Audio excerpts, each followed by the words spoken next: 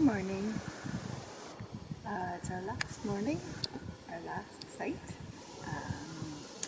Wasn't quite as beautiful maybe as the others, but I was sleeping on a bed of leaves. My tent was on a bed of leaves, so it was very comfy.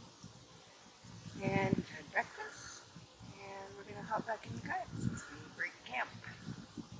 We've been feeding the most adorable chipmunk, but he hadn't come back. Get him on the film. And Lucas has done a very good job keeping me fed and me hydrated. And we've had 5 thunderstorms on this trip. So that's exciting. Challenging. We spent about 14 hours in the tent hiding from thunderstorms last night. And that's all. What did you eat? Last night? Herb risotto with pesto. Good stuff. Second cup of coffee. Can't complain.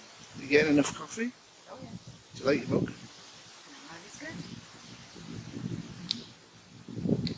Cheers. Hi, little chickadee.